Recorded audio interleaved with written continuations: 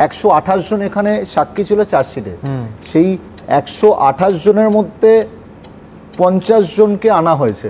স্যারকে ধন্যবাদ জানাই, স্যার এতক্ষণ মানে এই মামলাটা করেছেন। দেখো কতগুলো প্রশ্ন তো আমার আছে, উনি যে এই কথাগুলো আজকে বললেন যে উইটনেসগুলোকে শো করা হয়নি মানে আনা হয়নি, দেখো আগে ডিফ্যাক্টো কমপ্লেন্টের রাইট খুব লিমিটেড ছিল।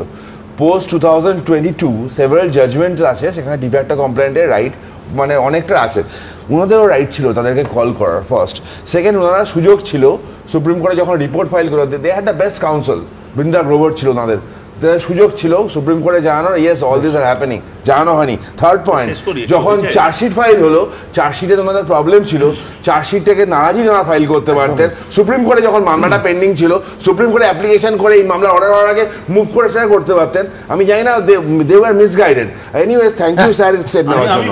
আমি বলছি তরুণ জ্যোতি বলছে সিবিআই ওয়াজ মিসগাইডেড। সিবিআই না, সিবিআই না, তার কথা বলছি। আমি বলছি যে ডিফ্যাক্টো কমপ্লেন্ট, আচ্ছা তুমি বলছো কিছু লয়াররা মিসগাইড করেছে। আমি ধন্যবাদ, তুমি বলছো যে পরিবারের আইনজীবীরা মিসগাইডেড ছিল একদম। আর সিবিআই আমি স্যারের কথা বলছি না, স্যার ডিড এক্সেলেন্ট ওয়ার্ক। ছিল 173 সাব ক্লজ 8 যেটা প্রিভিয়াসলি আমাদের সিআরপিসি ছিল, যখন চার্জশিট সাবমিট হয়েছে ওখানে অনেক জায়গা ছিল, সেই মানে চার্জশিটটা আছে সেটাকে ভালো করে দেখে সেইখানে কি ভুলভ্রান্তি আছে আপনারা দেখতে পারতেন। হ্যাঁ, আপনারা সাক্ষী হিসেবে জায়গা ছিল যখন চার্জশিট হয়েছে, সেইখানটা করা হয়নি।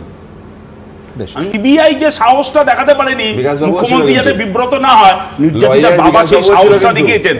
সাংবিধানিক হস্তক্ষেপ, ফাঁসির অর্ডার করিয়ে দিলাম মানে না, আপনি তাই তো দিচ্ছেন। হ্যাঁ তাই তো ছিল তো বলে প্রমাণের পিছনে এই বলছে সেই কারণেই তো প্রমাণের পিছনে সেই শক্তি সরকার আইনজীবীরা বলছেন যে ভাইরাস ছিল, পুরো কেসটাকে গুলিয়ে দেওয়ার চেষ্টা করছে।